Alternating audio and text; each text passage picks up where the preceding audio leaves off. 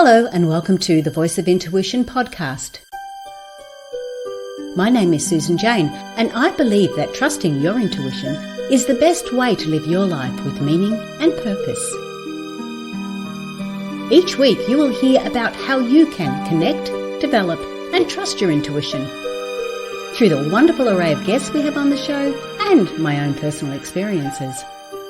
Join me to understand how your intuition can guide you towards a life full of meaning and loving purpose.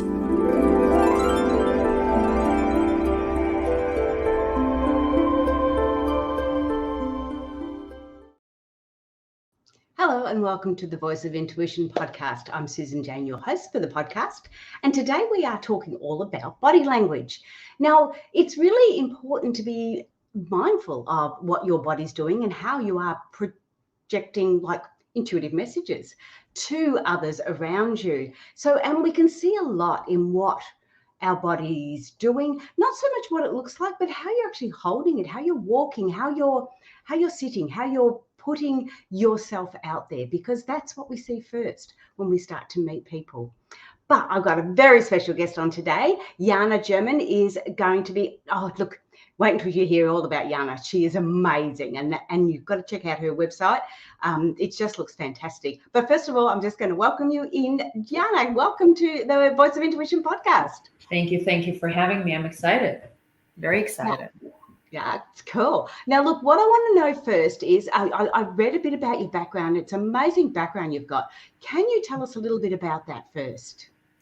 So I'm a dancer. I was a professional ballroom dancer, and I was fascinated with kinesiology and understanding just how can someone enter the room and have this energy about them that you just cannot stop admiring yourself. And then I went into that fashion designing, and I was designing strictly for women who I believed that through the power of the clothing, a woman can shift.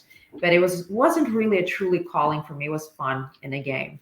And until I realized that there's more to our body and that the body really speaks to us and has so much messages. And that's not just understanding and connecting the dots, and got me into more of the body awareness and intuitive side. Yes, it's really amazing, isn't it? Because you don't realize you're doing it. I know that I've walked down the street sometimes and I felt a little bit down, and you know that you're not walking the same way you normally do. And it's funny, you can actually feel parts of your body that are feeling like that's sort of achy or something, because you're walking different. You just got a different sort of an attitude behind it. And it is all from how we're feeling deep inside. Yeah, it's so much. I mean, the body actually has a memory to what we feel, how we are, what we believe about ourselves. And not just like what we believe about ourselves, but what we hold is a true conscious awareness of where we are, who we are, and our life code. So through the years of being fascinated by movement, fascinated, why does someone who looks so strong and so refined, but yet when they walk and they move, you can sense doubt, insecurity, fear, and all kinds of, emotions that is not actually described by the words. And that's entrapment in the human body. And that's truly the miracle of when we learn how to become extremely, extremely conscious and aware is what is the messages that we feel and how it exudes in the physical body in everything that we do. Okay, that's really interesting. Can you give us an example on that so we have an understanding of that a bit deeper? Okay, so pretty much, we have a physical body. We're in the physical universe. We have all kinds of senses. So when by the age of 7 years old, we fully developed and we see the world as we believe it is, with everything that we like, everything that we don't like. So we call it duality or polarity. We see the light, the darkness, the good, the bad. However you have light, beautiful, ugly. You have dualities. And so by the age of 7, every feeling and every sensation is in your energy. So I don't want to use the chakra or the aura. It is in your physical energy. So as you grew up and you take on life and years and experiences, every external experience, physical or non-physical, will become part of your physiological makeup. So that's why a lot of times people feel things and they cannot explain, but the body remembers it. And there's a body memory. And that's where I studied since 1996, really understanding why does someone feel sad, overwhelmed, depressed, anxious, or has other illnesses per se. And yet outside they can be perfect, but inside they're not. So the body has ability to be entrapped with every feeling and every sensation, especially when we walk.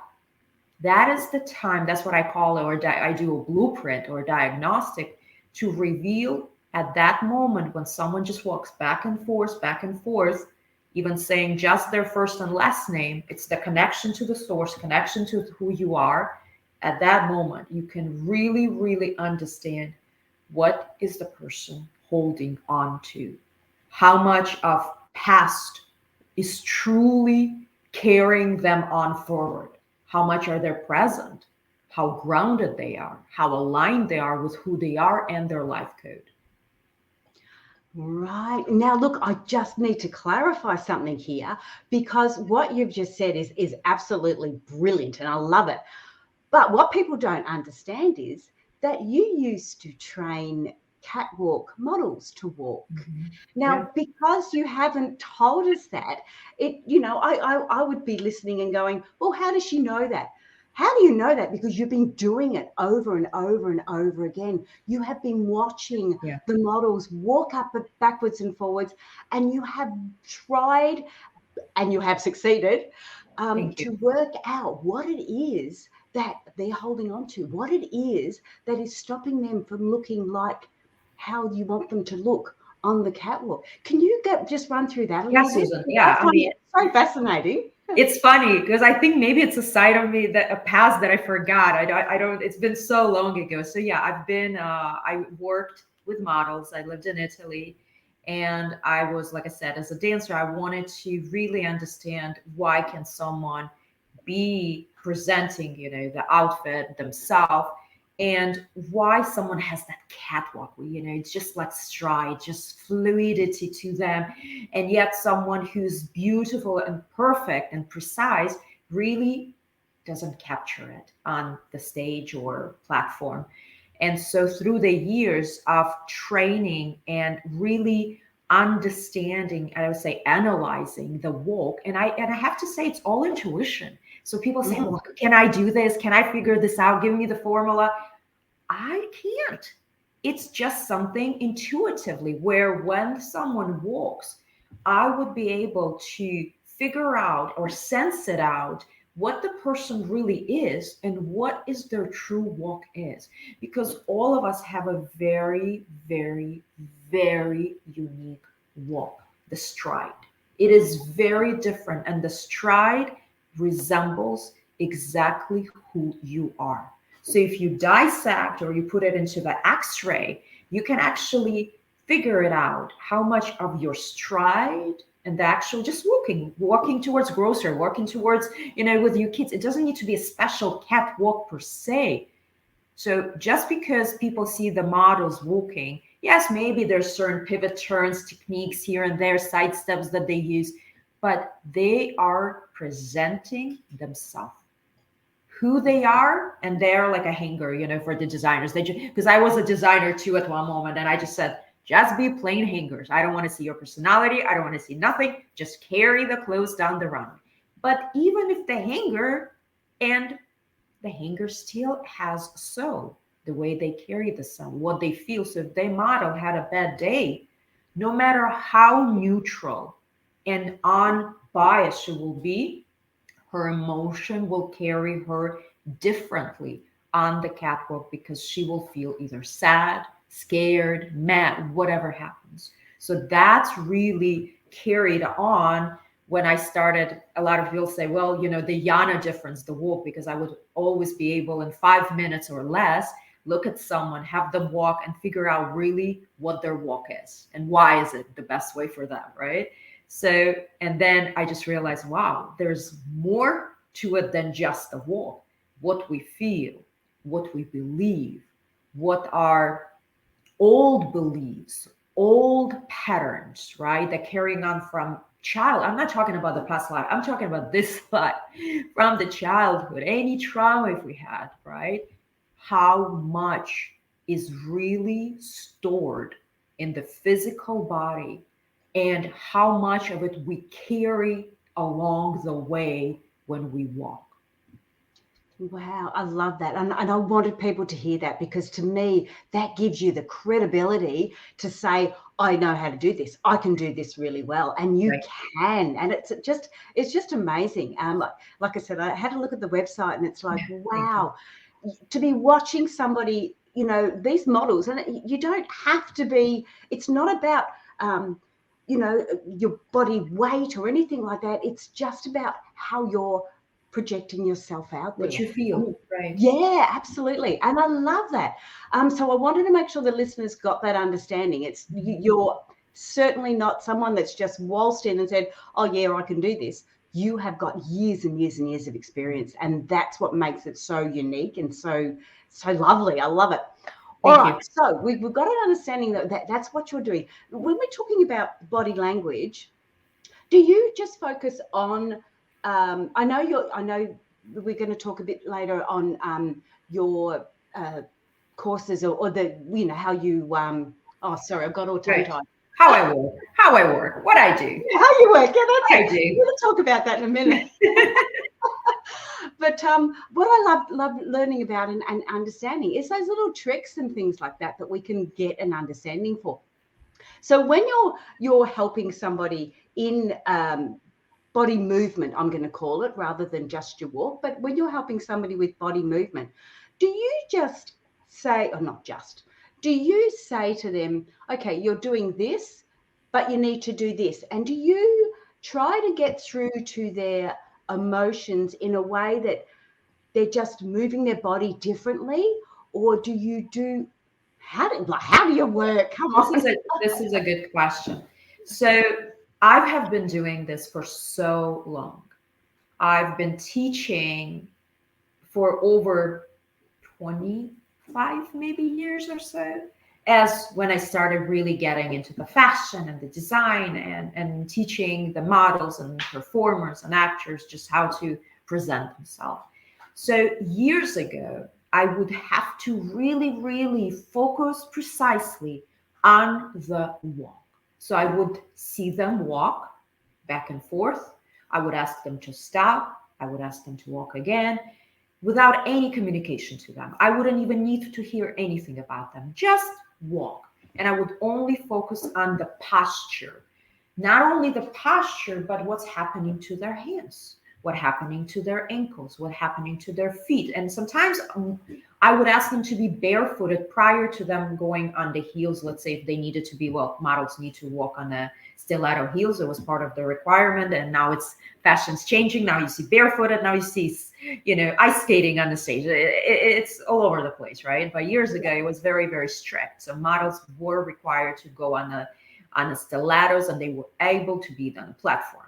So again, years ago, I would focus extremely on external, which is the physical element when someone walks. Through the years and modalities that I've gained a quantum energy and all types of healing mobility and understanding all types of emotional trapment of energy, how the energy is moving, why we feel what we feel, I realize that it is not about the physicality of it at all.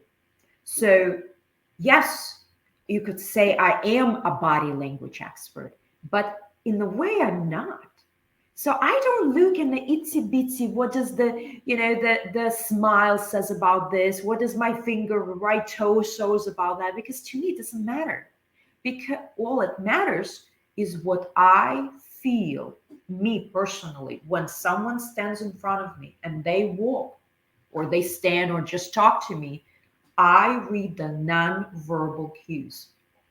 When I ask them a question, seeing how their eye twitch or some small things that they don't even intuition or they cannot even grasp themselves, I will feel it. And based on them, I will have an idea who is in front of me.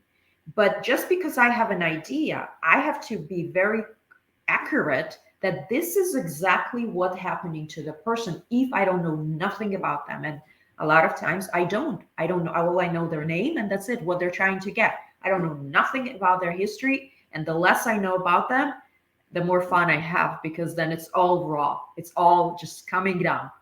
And then I will ask them to provide me their physical aspect of it. So I'll ask them to walk. And at that time, what I sense nonverbal and what I see physical, it has to get synchronized. So then I say, okay, so this person actually has trauma. This person actually had been, in anxiety or had a loss in the family, very tragic. And this is how their body's dealing. So I will go into the diagnostic within, I would say, 2.5 minutes of someone's walking or less. Right now, it's probably less. Wow, that's incredible. And I can really back up that understanding because when I was doing uni, I did uni late in life. When I did that, I did we had to get obviously peer reviews. They have to be all legal, peer review stuff. Now there was this particular study that they did, and they went into prisons around America. It was an American one. Went into prisons around America, and they interviewed rapists. Now, what they did with them, and I don't know if you've heard this or not, but what they did with them is they showed them videos of women walking out of shopping centres. Now, they were women of all shapes and sizes. They were different colors, different, backgrounds, different clothing, all different sorts of things, carrying stuff, not carrying stuff, with children, without children. And they were just showing all, and there was no sound or anything else. It was just, they were just showing these people, women coming out. And they asked them to choose which ones they would look as a victim. And the story that they came, so you know where I'm going with this. And what they came up with, it was not what they were wearing, what they looked like. Didn't matter how old they were. It doesn't matter exactly. It was how they were presenting themselves. It was whether they felt that person would fight back or whether they felt that they could control them. And majority of times they would have had their head down, slumped over, walking out, looking depressed, looking down, looking, that sort of a way. And I remember telling my girls when they were growing up, if you're ever in a place where you feel fearful, the first thing you need to do is stand up nice and strong and nice and straight, and you get your chest out and you walk with determination and look like you're going somewhere, because that's what put them off. It's true. It's true. Yeah. But I do have to say it can be very tricky, because what I've noticed through years of working with people is that when we walk, we can actually pretend to walk a certain way. So you can give a command to your physical body and walk confident when you're not, walk empowered when you're not, walk, solid when you're not. And that's also taking me years and years. It wasn't just over a day, right? Or overnight. It took me years and years of practice to really assess it. And that's why I feel I am an expert in this, where I can look at someone and I'll know if they're cheating the walk. Yes. So I will know if that person, like, let's say, Susan, you're walking for me right now, right? Just say, right, hypothetically, you're going to walk for me and you're going to walk and you're going to be all this and that. And you already figuring out, you're controlling with your like analytical mind saying, okay, I'm going to go like this. You're giving yourself a command. So the mind gives a command and the body's like, okay, I'll just do this. So I will know and I'll detect what's underneath that. And I'll know that this is the false walk. And I will go and I will shed that walk and basically said, that is not your real walk. Show me the walk you are, that you really, really walk when you're every day just out there walking, walking in the park. I will find your walk. And that's the walk that I really want to see, because how authentic it is and how much it really belongs to you. And then I'm going to understand, what does the walk reveal to me? What does it really tells me about this person? What are they dealing with? What are they facing with? What are they fighting with? What are they struggling with? Whether it's mentally, physically, emotionally, financially, it's all in the walk. Yes, and because you've seen it, as in with the catwalk and your models, you have seen where they can jump into a, like I say, false walk. Where they Right. have to Oh, a put lot. that. Yeah, yeah. But yes, that's what I as I said to my girls, it doesn't matter that it is false. It's just get Yeah. through it, and Yeah. then you're back to yourself again. Right. So, yeah, Different agenda. exactly. Yeah, Because yeah. for me, I use walk as one of the tools to help someone. So I call it diagnostic or the blueprint. And Yeah. basically in that walk, it gives me an outline of who they are, and is this person aligned with their life path? Are they connected to who they are? Do they know what they're doing in life? Are they connected to who they feel they are? So the walk element, it's simply an diagnostic tools for me that God granted me, so to speak, and I practiced to perfect. I don't know if such a thing is a perfection. You can always advance and advance and advance. And I'm sure I know now, 20 times more than I did a year ago. So it's never ending. But the walk, it's just a tool that gives me an understanding, an x-ray of where the person is as of now and what they need in order for them to become the full potential. That's where it is. Yeah, yeah, absolutely. Totally agree. That's your tool. And that's, we have lots of tools in our toolbox, but that's one of your main tools. And I love that, because I think it's very tangible for people to see. And they can start to look at people when they're walking or just physically moving, and they can Absolutely. start to get an understanding of it. So I really like that. But I want to now go another step, Mhm. because you were talking about quantum energy. Is that how you refer to Absolutely. it? Quantum energy. Right. Okay. I want to know. All right. I'm asking. I'm a bit nerdy when it comes to all this stuff. I love it. Me too. I want to know what your tool as body language, or walking. I want to know how that relates to quantum energy. Quantum energy, you call it. Quantum Yes. energy, yeah. Yes. So we know that quantum is infinite intelligent, if you want to call it a god. We're not going to go into the religious aspect, but it's everything and anything. It's all around us. So when we are in the physical body as a soul, embodied in the body, that who we are, most people have a very, very, very hard time being present with who they are. So the word neutral, it's a state of happiness and joy, but people always want to be happy. They don't want to be sad. They want to be ecstatic. They don't want to be, kind of sad. So they're always seeking for some kind of physical reincarnation for them to know, hey, I'm feeling good, life is good. Truthfully, it's all in the state of feeling neutral, where it does not matter for you whether things are good or bad, because all is good. So the quantum energy, it's a state of unconditional love, where no matter what happens to you, no matter externally or internally you go through, it's all good. Or people call it's all God. But it's very easy to say or use those phrases, right? When you're dealing with trauma, when you're dealing with emotion, when you're dealing with job loss or family loss or anything, any kind of emotional trauma, what do? Again, you go back to the feelings, which you're holding on.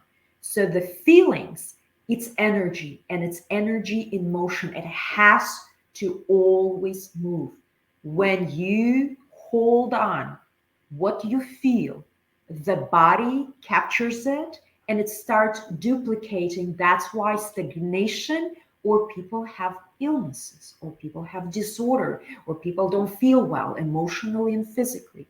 The reason is because too much of stagnation of one type of energy. So energy in us always have to flow. What it means, people are like, what well does it mean? Do I need to get up and dance? Well, if it works for you.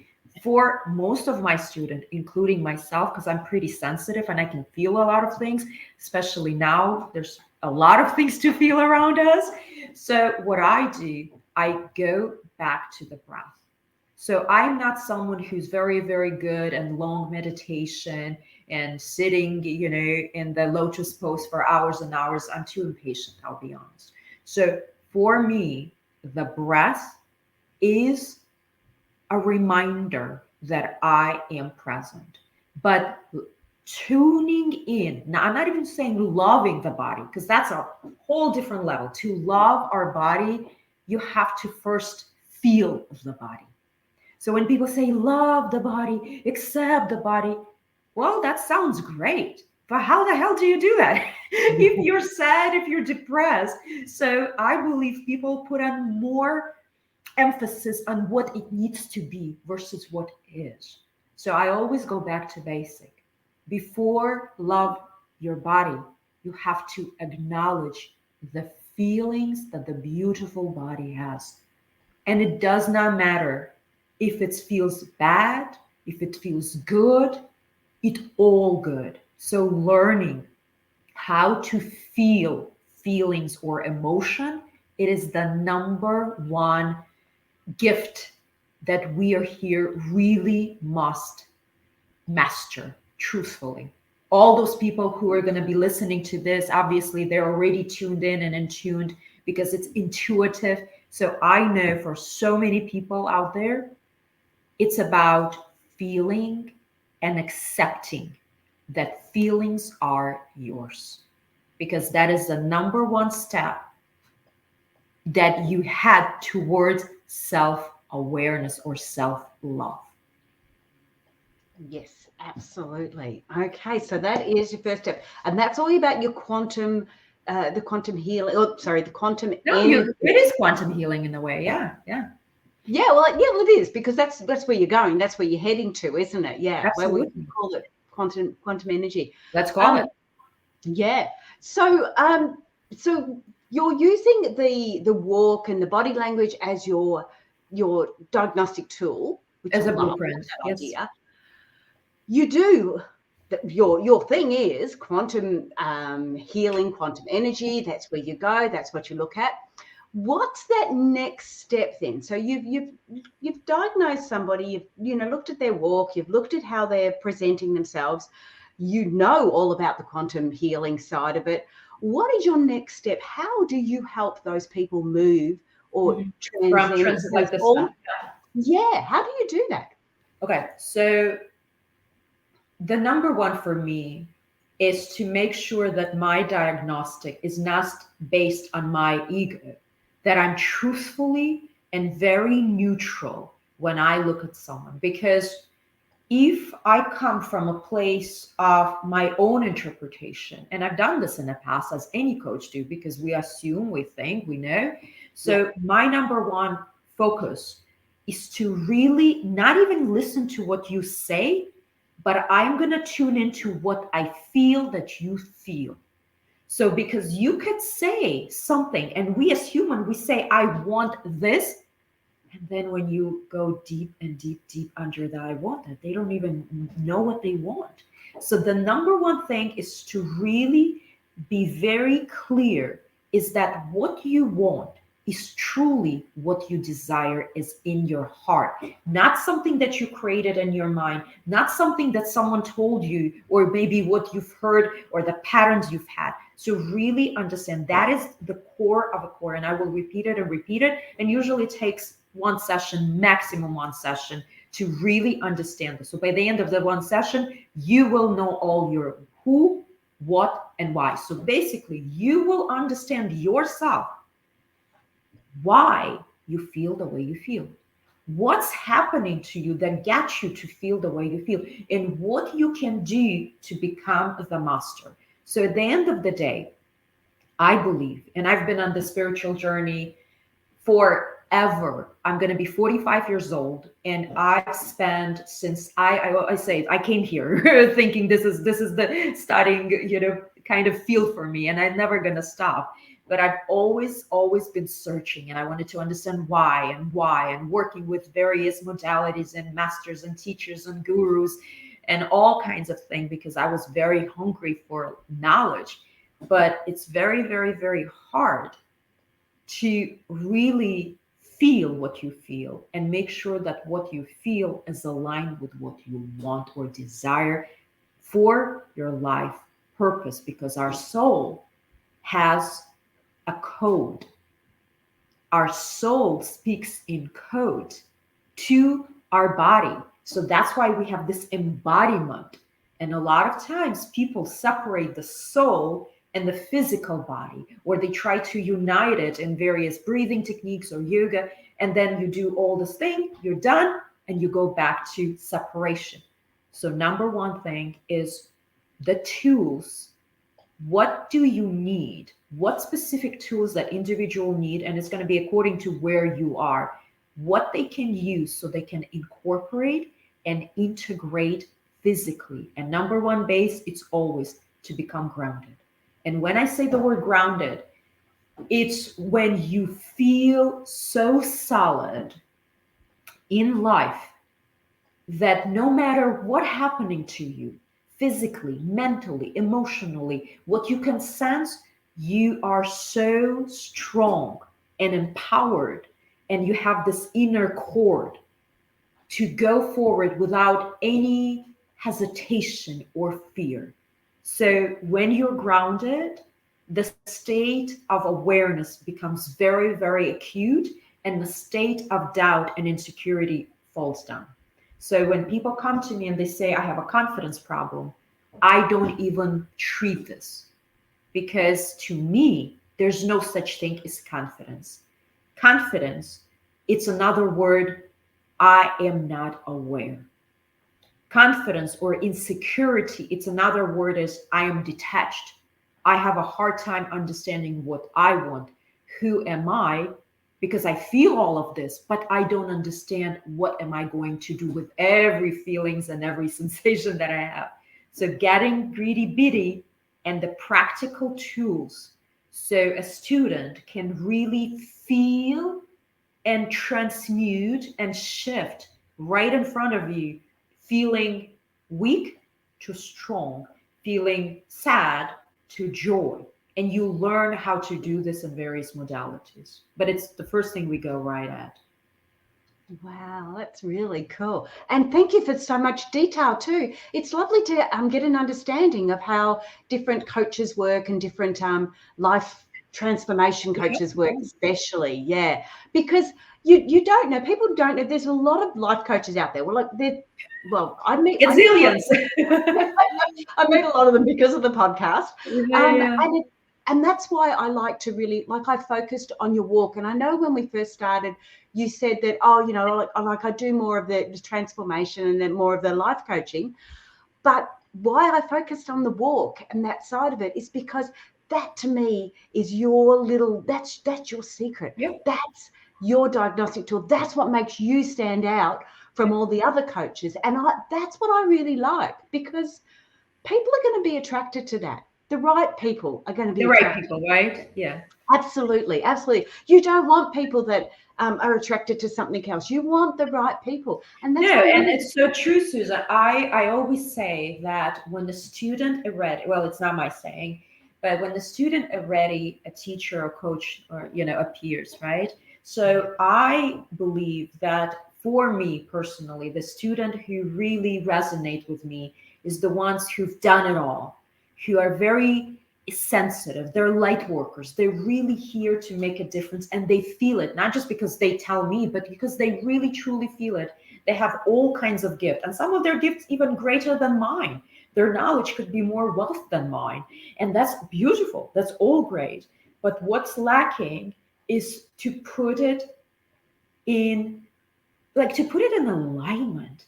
They feel all of this, it's like scattered bookshelf, has tons of, it's beautiful bookshelf, has tons of books. So my job is to really teach them, not myself to place the books in the category, but for me to remind them that they are a master of their body, of their thoughts, of their feelings, and they have chosen this moment to be here and learn. They need to learn how, or like it's kind of like a new alphabet, right? It's a coding, how to communicate with our mind, how to communicate with our body, how to give a command. There's commands like that. There's actually a protocol that you go through, a command like that you give command to the body that you want it to be healed. But you can only tap into it when you're grounded, when you're aware. So I've met hundreds, thousands of coaches myself, and I'm still a student, and I have coaches all over the world that coach me who are grandmasters and phenomenal, and they have coaches and so and so. But what I see, and that's really can be intense for me sometimes, that a lot of coaches, they coach others while they're not grounded themselves, or they're struggling to figure out, hey, do I even know what the word grounded? What is my process? How do I help myself? So it is very important for all of us in this human body to be very, very, very, very honest. And that's why I love the walk, because even though I can lie to you, but the walk will never lie. You can lie to me. You can say to me things that I want to hear. And I'll say, okay, sure. But your walk will never, never, never lie. Body doesn't even know how to lie. Body does not know how to lie. Our mouth can, our mind can, our analytical mind can. But our body will always be honest to ourselves, no matter what it is. So connecting to that, I think that really brings me excitement to see how honest someone is, or how truthfully willing they are to take on the next step or next level. Yeah, I really like that. And the thing is, like you say, you can put a bit of a tell your body to do something which is not necessarily what it would normally do, but it will always revert back to its natural form. It will only, exactly, it will give a peak, but if you sustain it long enough, so like, let's say if you walked for me and you give your command, you would, but after a while, your body would go back to the original truthfulness, because it doesn't know anything else than that. That's the only thing it can really resonate. And then the mind cannot, it can only tweak it. It just only can trigger, or the ego, right? The ego could say, do this, do that. That's why a lot of times people say, oh my God, I've done this, I've done this, I've done this. I felt good in the beginning. I felt good. And then I felt like crap now. I don't like this. I don't feel good. Well, why? The ego is very strong. It's very direct.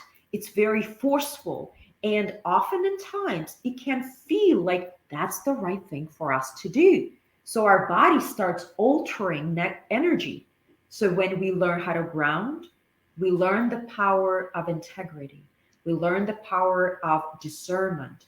And that's truthfully who we are here, where we learn to say, yes, this is yes. You learn to give the command to the body. So the body says, yep, this is yes. So a lot of people say, I have a problem with decision making. I get overwhelmed. The word overwhelmed is not in my vocabulary. It used to be. I don't even know for years now what this word means, because I understand that everything that I'm feeling, I can give an explanation and I can connect to. So once I feel it, I know where to go into. I know what I need to do to transmute what I'm feeling. Because we cannot ever, Susan, release the feeling. It's false belief. There's no feelings in the physical material universe that you can extract and dump it and release it. All you can do in the material universe, transmute something, because it's a duality and polarity universe.